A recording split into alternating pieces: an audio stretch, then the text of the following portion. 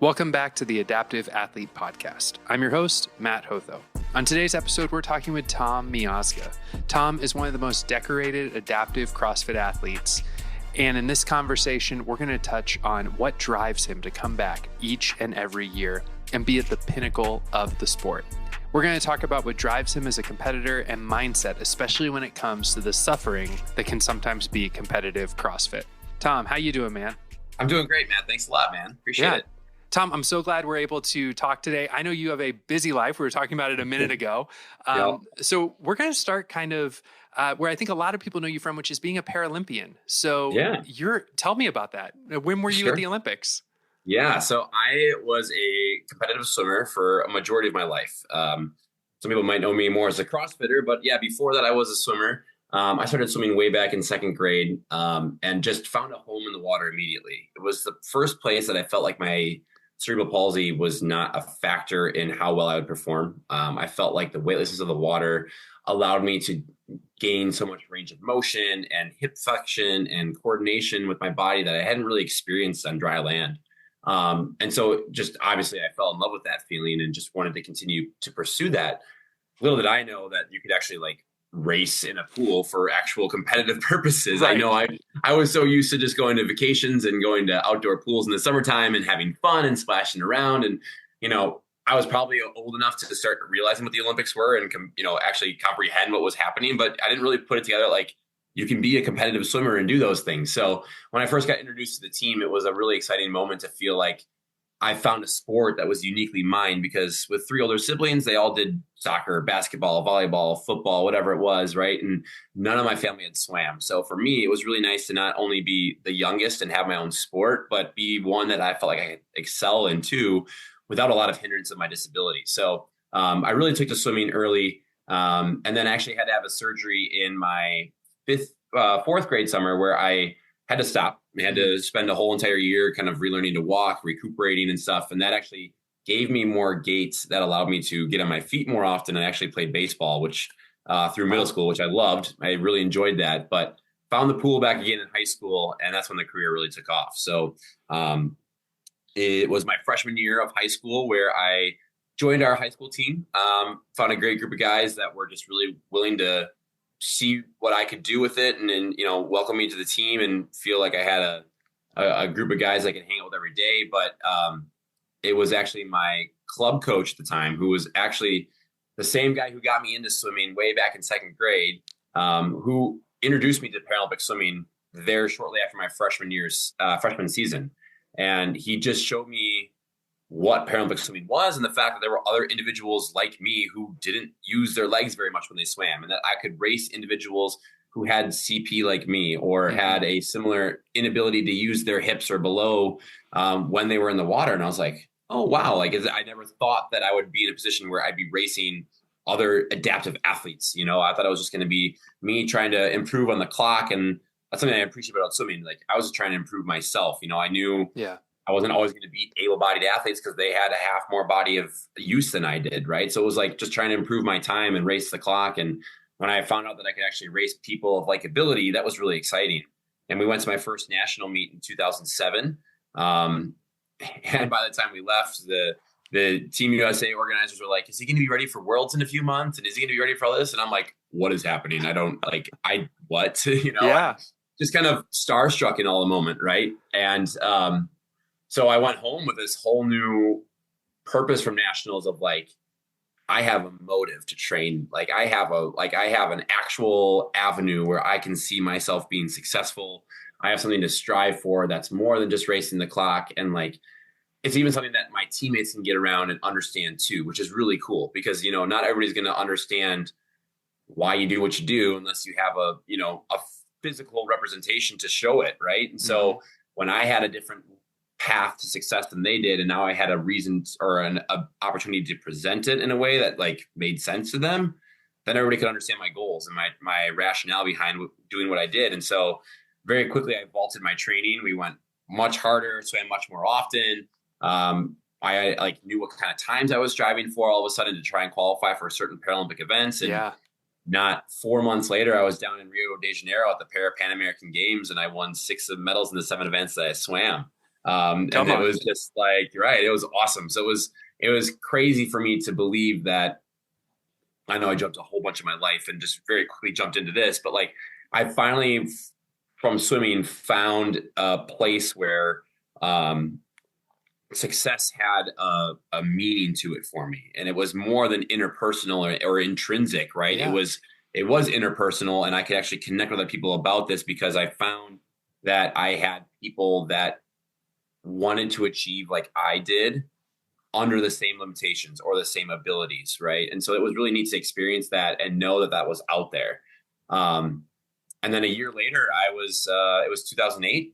We had qualified for Paralympic trials, and we were going just to kind of get some a backbone of experience and just understand what we were getting ourselves into.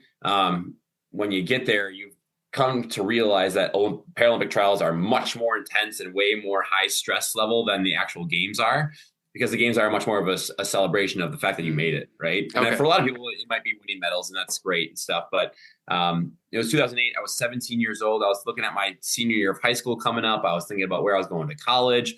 I was barely just driving at this point, right? Like just trying to get myself all figured out in this new part of life. And we went to trials, like I said, like with the focus of 2012, thinking, okay, when you're 21, you're a junior in college, you'll be bigger, faster, better, stronger. That might be a more reasonable sense for you to try and strive for qualifying for the games. But we went a best time. We won the 100-meter backstroke at Paralympic trials. And before I knew it, I was on my way to the Beijing Paralympic Games in 2008. So, it was a surreal trip to know that, I had to miss the first month of my senior year of high school because I was overseas competing at the pinnacle of sport. And just, man, it's crazy that that happened. Gosh, now what, 17 years ago? But I can still remember. Okay. I know, right? The 6 months or 6 weeks that I had in Asia, I can remember like every minute of it to the T. It's crazy awesome. How cool and how much that imprinted within me, right? But you'd hope it would. So, very, very fortunate to have had a lot of success there. I swam the 100-meter backstroke and the 400-meter freestyle. I finished 9th in the 100-meter backstroke, 8th in the 100 or the 400 freestyle. So for me, the fact that I even finaled in the 400-meter freestyle was like extra icing on the cake to qualify. Okay. So it was pretty incredible. And the swimming career finally wrapped up in 2015. Ended with like 8 American records, 13 international medals. So a lot to hang my hat on and a lot to be proud of for sure. Tom, that is amazing. There's so much I want to get into there. So thank you. What I loved about how once you found, before you found Paralympics, you were competing against yourself, right? You're like, I know I can't beat these able-bodied folks, so I'm going to just go against myself on the clock. So you had this internal like fire, some sort of competitive thing within you. Yeah. And then you found this community. Right. And all of a sudden you were like, oh, that's the thing I can go for, right? Those are the metrics and the baselines and that kind of thing that can make me competitive among my peers. Yes, absolutely. And I remember that moment feeling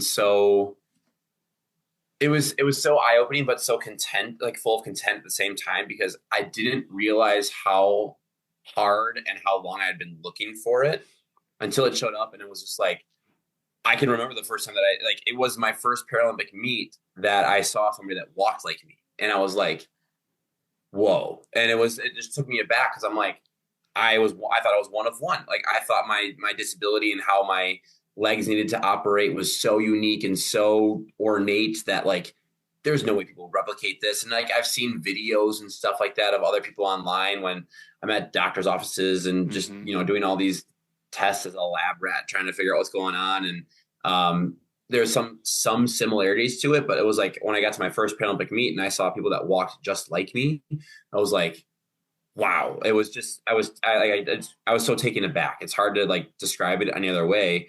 But yeah, that was the most gratifying moment where I really need to applaud my support team for that, because it was Steve, who was my coach and also my second grade teacher, who got me involved in swimming in the first place, that continued to show me potential when I didn't see it. Right. And it was my family, my siblings, my parents who like allowed me to try other sports and said, go for it, learn the hard way or learn the good way, and see what comes from it. So whether it was trying to play soccer with all my able-bodied friends and trying to feel like how can I make this feel like it's okay and that like I'm doing the right thing when I knew deep down it wasn't. And like I'm severely behind everybody, or I can't keep up, or I'm just not able to kick a ball like they could. Like my parents didn't let me stop trying those things, but they also didn't um, let me forget that there were other opportunities still yet available. And so when I spent a couple years in the water, feeling myself progress and feeling success, and that I was building better strength in my own body and that I was beating my own times, like I started to understand a little bit more what success looked like. But then it was them holding steadfast until I actually found the Paralympic community to say, like, this is why you've been doing what you've been doing. So now let's go unleash all that inner strength that you've built and show the world what you can do. Yeah. And that's when like the doors opened, and it was like my whole mindset just shifted into believing that like I want to beat everybody. Like I want to show everybody that I can work harder, that I can swim faster, that I can handle discomfort longer, and that I can do these things because I've always had that internal belief that if I put my best effort into what I'm trying to do, I'll get the success that I'm looking for. Right. It's like a measure of how hard are you willing to go for it. And that's true with anything. And it's just a matter of like, are you able to get past that personal perception of the limit that you set for yourself and say like, no, like stride, like hold your breath for one stroke longer, or, make sure that you're, trying to take one more kick off that wall. Like those little things that I was always trying to be a glutton for, that I knew like I had an edge in that mentality because I spent so long trying to find a place to exuberate that in a way that made sense. So when I found it, it was like, oh, all chains are off. Like we're going. So yeah. And I love that your team was supporting you in that as you were discovering it, so that once you found it, they were right there celebrating with you. Oh, and yeah. And I am not who I am if it's not for them. I wholeheartedly understand that. And the idea of reciprocity reigns supreme in my life. It's been my moral backbone, if you will, because I know that I'm only where I am because of them. And it's my obligation to return the favor by giving back those opportunities to other people. And that's why I coach. That's why I love what I do with my life, because it's really a chance for me to say thank you to them, because there are no words. There is no amount of dollars. There's no eloquent way to say it other than just giving it back. Right. Yeah. So, yeah, that's so true. Okay. So you started hinting at this when you're like, I can suffer better than anyone else. And I think that gets at why you are the eight times fittest seated man with hip function in the CrossFit space. We've talked about what the seated divisions are in here. Basically, there's a seated without hip, a seated with hip, and then a seated quadriplegic. So you're in that second division of seated with hip. But within that division, you've won it the last 8 years. For people who maybe aren't as familiar with CrossFit or aren't familiar with seated CrossFit, why does suffering make you so much better at this sport? Right. I know that's a odd but honest question. So, when it comes to CrossFit, it gears on functional fitness, right? Its whole moral backbone is, I said it twice now, but its whole focus is on trying to provide a better opportunity towards daily living, right? And as an adaptive athlete, a lot of life is already filled with minute hurdles that we don't really realize we go through every day, but we do, right? Whether it's getting up a curb with a whole bunch of things in my lap, or seeing, like, I'm in Milwaukee and like having to deal with snow and road salt in places that it shouldn't be sometimes, right? There's a lot of these little hurdles that a lot of able-bodied individuals may not realize are like a common thought process for us.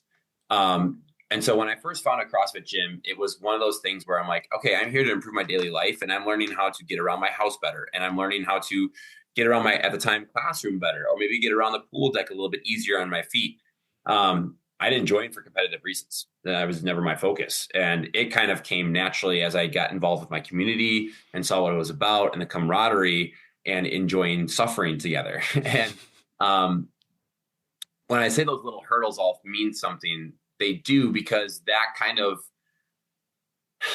war and attrition that we play with ourselves every day is very easily found in a CrossFit gym. Mm-hmm. You're given a set of movements on a certain rep scheme done on a certain time interval at a certain intensity that's going to make you uncomfortable, right? And it's going to put you in a position where you have no choice but to adapt to it and learn how to handle it. And I feel like as an adaptive athlete, as an adaptive individual, I've had to adapt numerous times more than I could ever mention in a day than I realize, right? Just maneuvering my wheelchair, getting around on my feet, getting in and out of my car, whatever it may be, right? And so when I found CrossFit and I found that not only was I able to improve my daily life, but then I found that I was able to compete in a way that allowed me to show what I've been able to do with my daily life and my daily abilities. The suffering came easy because it showed me that every time I work harder, I'm learning more about what my body's capable of. And that in turn is making my daily living easier. My ADLs, I like to say, are activities of daily living. Like if I can learn how to push a barbell over my head at 95 pounds, 50 times in a day, I can pretty sure I can pick up my backpack and put it onto a shelf when I'm done at the end of the day. Or I'm pretty sure that I can pick up my neighbor's dog that ran across the yard and carry him back. Like there are so many things that CrossFit transfers into a daily life that we don't realize from a non-disabled perception that like make living so much easier.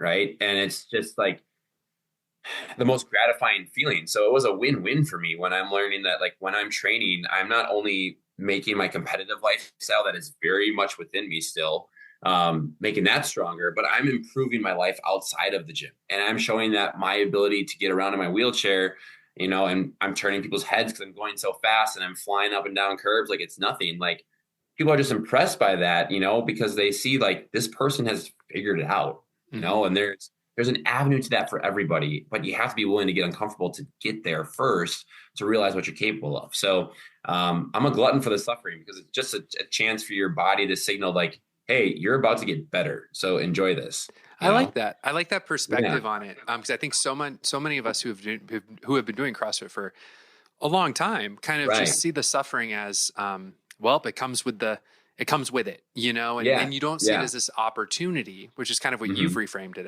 as. Yeah. And I'll admit, I'm a glass half full kind of guy. I have an outgoing personality. I love being around people. I don't see any reason to make anybody have a bad day. Right. And I enjoy those things. And it's the same thing when I get to competition. Like I go into a competition, I'm like, okay, I've got 13 events across 4 days. Cool. But I'm also like, dude, I'm going to be so fit by the end of the weekend. Like I'm going to get so strong for how much working out I'm doing. Like that's so cool, Yeah. And that's that mindset that keeps me going rather than being like, oh my God, I have 4 events on day 3. Like I'm going to die. It's like, no, I'm going to get so fit. This is going to be so cool. Yeah. And it's just, it is so awesome to see how well you can recover. I'm speaking for myself too, but also you probably experienced that too, right? Exactly. Oh my gosh, my body can do so much more than I thought it could, which is really cool. Yeah. So speaking of your impairment of CP, I've seen you compete. I was actually at the 2023 games, our little area that my sister and my family and my team had kind of set up was right by your lane. So we were always cheering you on in 2023. I love it. Yeah. It was a ton of fun, but I noticed that like when you would get out of your chair and do some stuff, like your legs would be shaking quite a bit. I don't know the word for that, but does that impact your ability to perform? And then what other things happen? Like, I know for me, fatigue sets in oddly and unexpectedly with CP, and then atrophy. Can you talk about any other things that kind of happen that impact your training, but also your competition? Yeah, of course. I mean, with a lot of cerebral palsy, it is a neurological disorder, right? And it has a neuromuscular effect. So, when I was born, my muscles were so tense in my lower half of my body that they couldn't go through the normal toddler benchmarks of my hips opening correctly, my knees turning out well. So my legs are always kind of caved inward, right? And so there's physical impairments from this neurological or neuromuscular disorder. And my central nervous system, as much like many individuals with CP, is very touchy, if you will. Let's call it. That's a good word. That's a good word. It's a good touch. Yeah. So it's very receptive to a lot of stimulus at one time.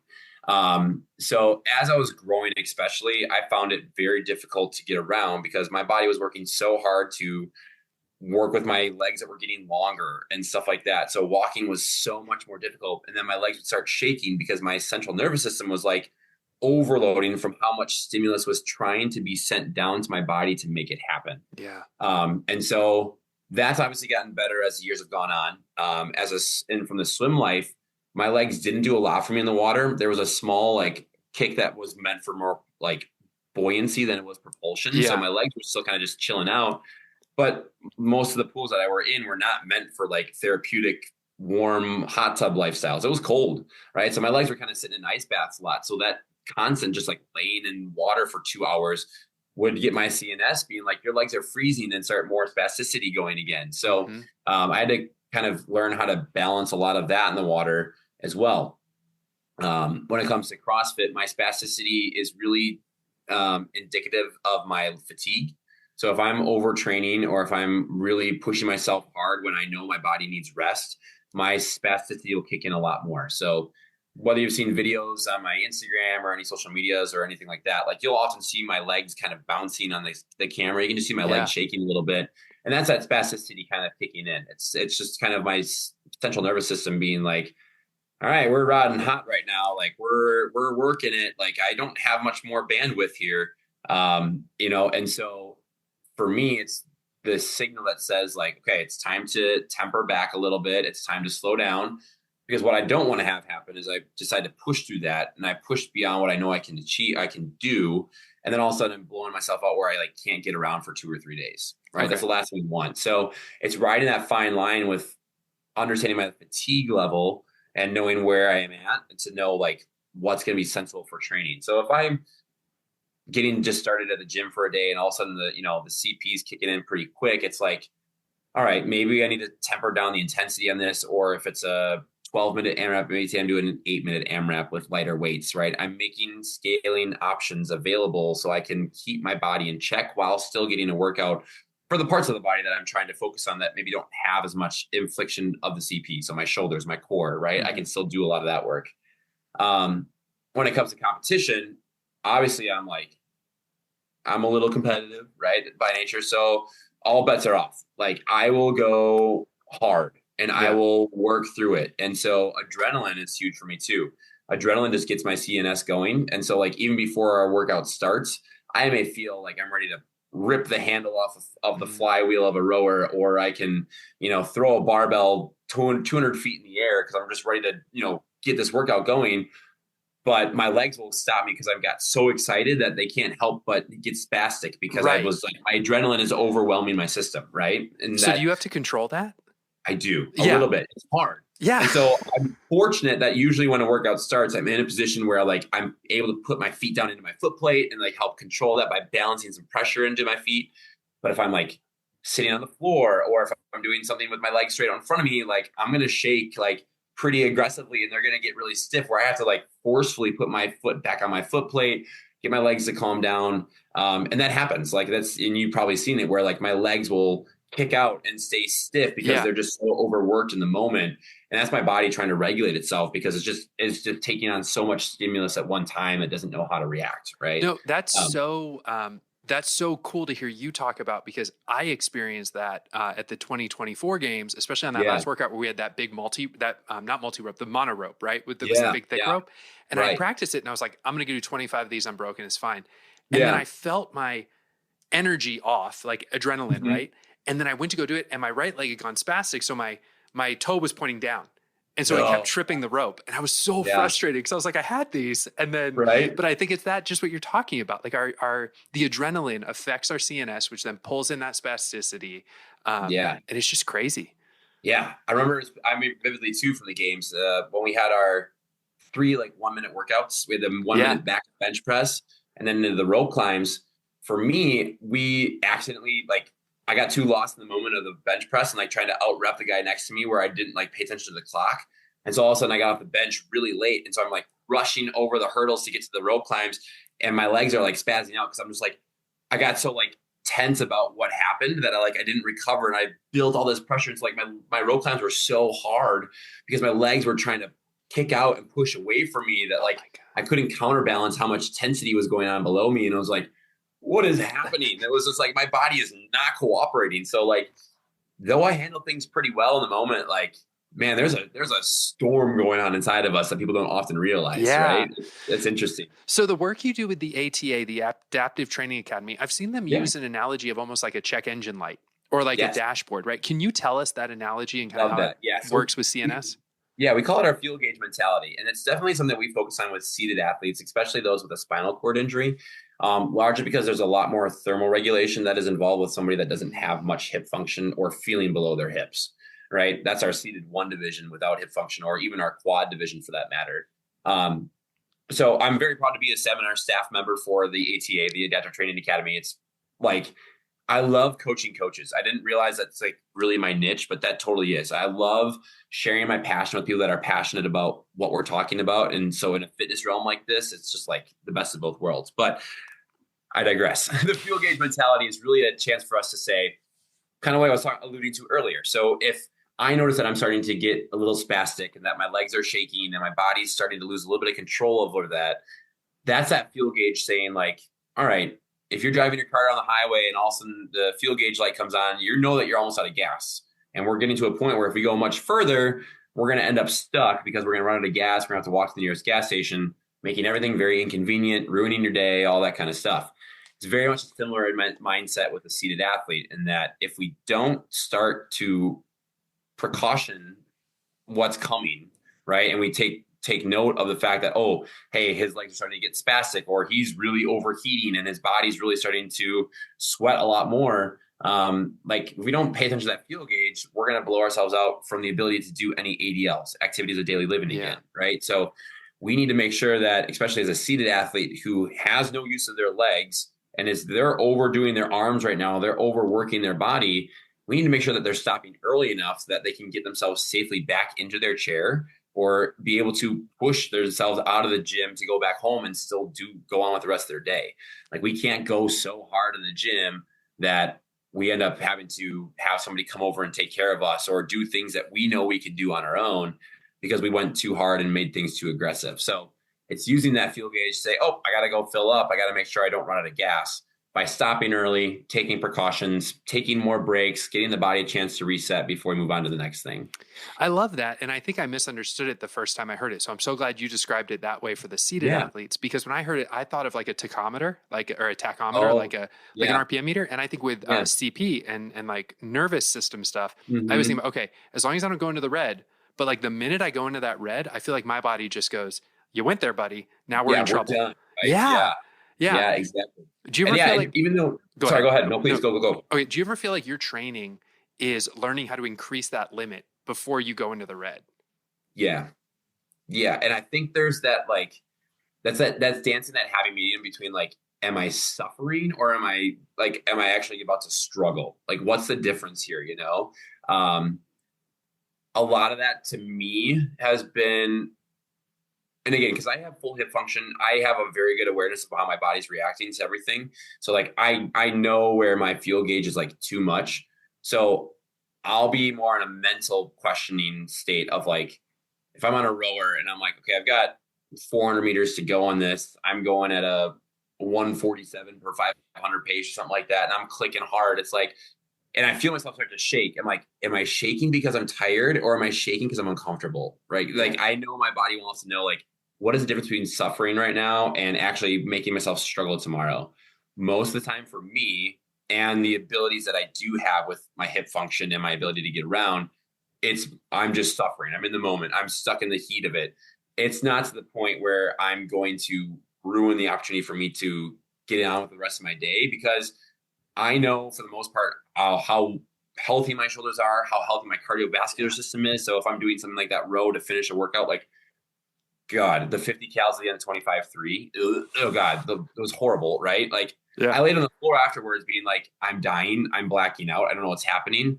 But I still knew the whole time, like, I could get back up in my wheelchair and wheel away. Like, I'd be okay to get on with my day, right?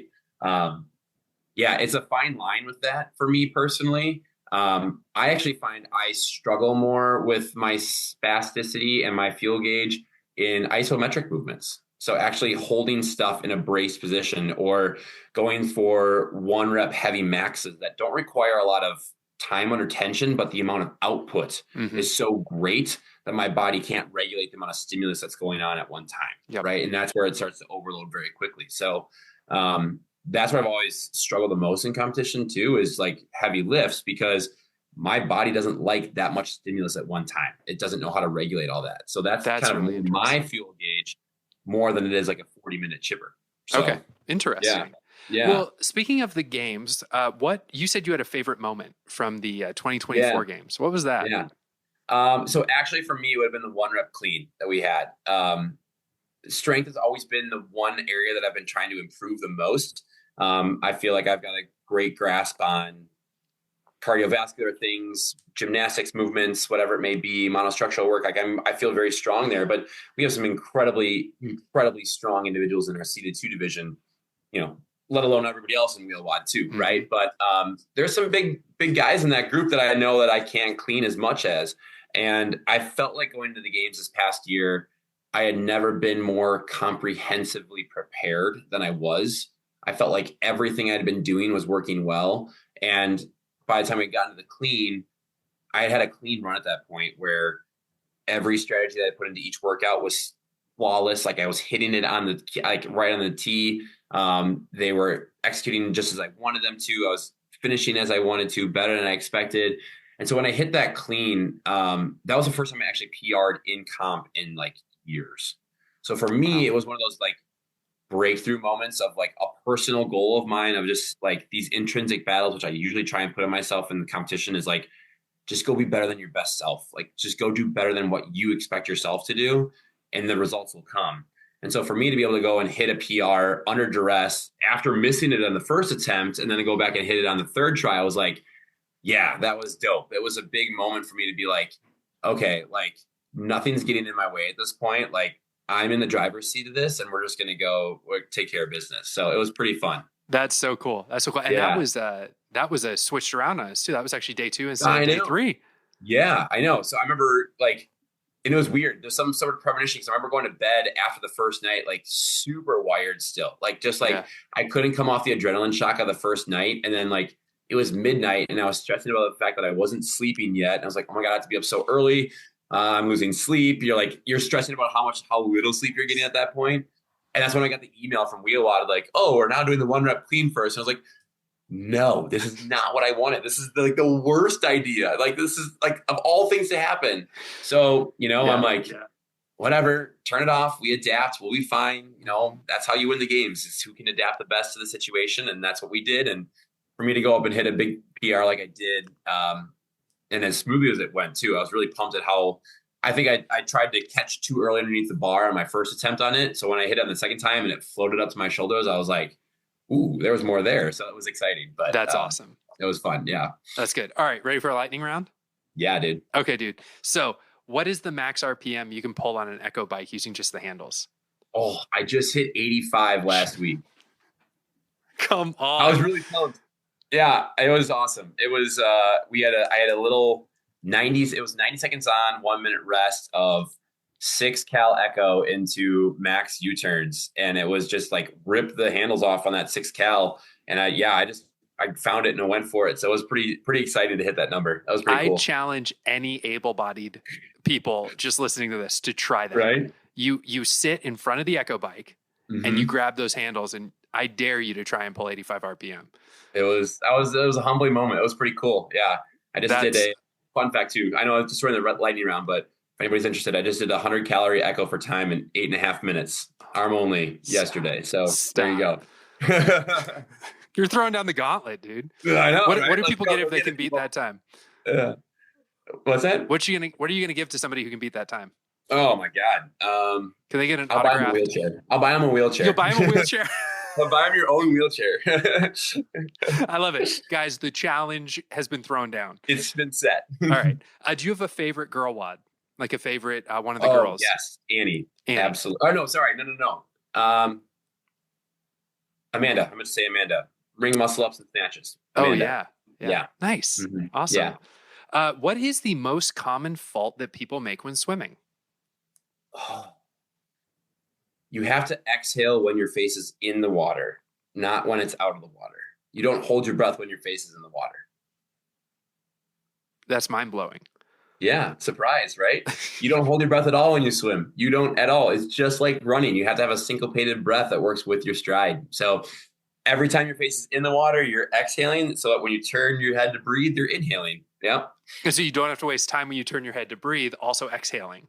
right? Because if you exhale and inhale at the same time, you're only slowing your stroke rate down. You're going to end up having a pause in your stroke that makes it very uncomfortable to get back into the water to breathe. Oh man. Nice. That's Yeah, mind right? blowing. All right, final question. You mentioned that you love 90s pop rock, that you love Coldplay. Do you have a favorite Coldplay song? Oh, Viva La Vida. Absolutely. It's my anthem. It was actually the song that I walked out to for finals of the 100-meter backstroke at Paralympic trials in 2008 before I qualified. So come on. It is my anthem. It has been my resonating song for now 17 plus years. Yep. Because Coldplay got big when I was in college, so 2004, 2008, and I just remember like all the feels. All the time. They tell such a good story with their albums. Great. They do. Good for any mood of listening too. So I love it. Is that what you would play if you were in the gym, or is there something else you would play if you were in the gym? Well, if I had the gym to myself, yes. I don't know if it'd be loved by everybody, but I definitely go something along that line, or just my 90s pop rock stations and stuff like that to just get me back in the childhood days of life. People are like, why is Tom crying? This must be such a hard workout. It's like, no. The scientist is on. The scientist is on. That's why he's crying. Yeah. Chris Martin has me in my feels. I can't help it. Yes. All right. So 2 final questions as we get ready to wrap up. Love it. If someone's new to adaptive CrossFit and they're listening to this podcast, what's one piece of advice you would give them? Don't be afraid to communicate what you're not capable of doing yet. No one's going to know what you're capable of or not capable of unless you tell them. And the last thing we want to do is for people to set their own perceptions of what you can do without you giving the opportunity for them to see it first. I think a lot of times society sees somebody that's of adaptive natures and thinks they immediately need help, and that there's this inferiority that they can't do things around them. And while there is some truth to that, in the sense that there may be things that are more difficult than others, there's still ways for those to be improved. And I think a lot of times we shy away from those things because we feel embarrassed by it, when in reality, if you want to improve, those are the best places to start, right? You use your strength to improve those weaknesses, and letting your coach at your gym know that, like, hey, I really struggle being able to, pull myself out of my wheelchair, or I'm really not great at doing muscle ups without my prosthetic leg on yet. It's like, I don't like, whatever it may be, there's something that your coach is willing to work on that with you. Because I think what drew me to CrossFit so quickly is that there was such an inclusive and welcoming environment. And there typically is wherever you go. I mean, it's a fitness model, right? It's not meant to be a competitive games-like process. It's a fitness model that hopefully works for anybody and everybody at any point. Right. So you can go into your local affiliate, 300 pounds and morbidly obese. You can go in as a quadriplegic athlete, and you can still find ways to make CrossFit work for you. Right. And so if you can focus on allowing yourself to believe that that's okay, and that we all have a starting point, and that we're able to open up those vulnerabilities to adaptation and change, then we really start to see the growth and see the strengths and what we can do that help us vault our whole lives into something new and great. Yeah, that's good. Yeah, thanks. The idea of adaptive athletes having to not remind coaches, but update their limitations with their coaches, because you're right. I think we come in a little reticent. Like, I'm not sure if I can do that, but that's not a once and for all. Like, I'm never going to be able to do that. Yeah. Right. Like, right now we're here, but let's check in again and see where we can go. Right. Yeah. One thing I don't love is when people come to the gym and I'm getting ready to coach, and they're like, look at the workout and they're like, oh, I can't do that. And I'm like, no, you're just not going to do it that way. There's a different way about this. Let's not use the word can't. Okay. Let's go and rephrase it so we have a better mindset about things. So it's just like, there's so many avenues to everything that we do, whether it's adapting, whether it's modifying, it's scaling, like there's something for everybody. And it's just you can't just close the door on things so quickly. Yeah. Right. Yeah. All right. Final question. If you could go back and encourage a younger version of yourself, what would you tell him? Oh my gosh. Oh man. I would probably tell him to slow down and realize that he's doing a great job.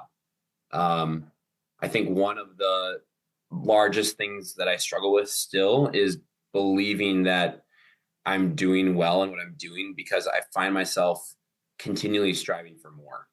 Like, I will tell you right now that my 2024 performance at the games was easily the most comprehensive and successful performance that I've put in based on what I thought I could achieve and like what I could put out. But I want to do it again next year, right? Like I lived for a moment and now it's like, okay, let's go do it better next year. Or, seeing my swimmers go and win state titles or drop massive amounts of best times. Like it's great, but like, let's go do it again. It's hard for me to ever feel content or proud of what I do because there's always room for growth. There's always room for improvement. And I think I took that to a little bit too much of a heart when I was a younger kid because I spent too much time trying to prove my worth, thinking that my disability was going to be what people saw in me, that I spent so much time trying to avoid that by doing other things and having to put myself forward and put myself out there so often that I didn't take time to realize that how good I was doing what I was doing, and giving myself a little more credit for that. I think that would change a little bit of how I view the world now. Probably for the better yet, maybe, who knows, right? But, it's that hard-headedness has got me far, so I'm grateful for it. But I also know that if I could go back and do it again, I think I'd give myself a little more credit. Yeah. Well, that's good. You're young yourself to be proud of the trailblazer that you've become in the adaptive CrossFit space, man. Thanks, I know when I came to my first games, just walking up to you and being like, hey man, I've just looked up to you for so long, just being able to do what you do, man. Thank you. I appreciate it. That's awesome. Of course, man. Tom, thanks so much for being on the podcast, man. I really appreciate it. Yeah, I appreciate it, man. Thanks a lot. I'll talk to you later. All right. Sounds good, man. Thanks so much for joining us for this episode of the podcast. I really enjoyed talking with Tom because he's just an elite level athlete, full stop. He has the mindset, the drive, the capacity to just do so much. And so I learned a lot from that conversation, and it encouraged me to just take it up a notch in my training, to think more about how I can learn to suffer just a little bit more in a workout and how I can manage my own fatigue. He talked about how he loves to coach coaches, and this has come up a number of times on this show. But if you want to learn how to coach adaptive athletes, you can look for the Adaptive Training Academy, the ATA, and you can go to one of their seminars and learn how to coach adaptive athletes. Also, we'd love to challenge you to do 100 calories on an Echo Bike using just the handles. If you do it, tag us on Instagram and post your time. I don't think anybody's beaten Tom. I just don't think anybody's coming close to his time. But if you do, he said he'd buy you a wheelchair. So post your time on Instagram. We'd love to see how you guys do. Hey, thanks so much for joining us. Thanks so much for sharing these episodes, for following us on Instagram, for helping to make this project just keep moving along so well. I'm Matt Hotho, and I'll see you guys next time.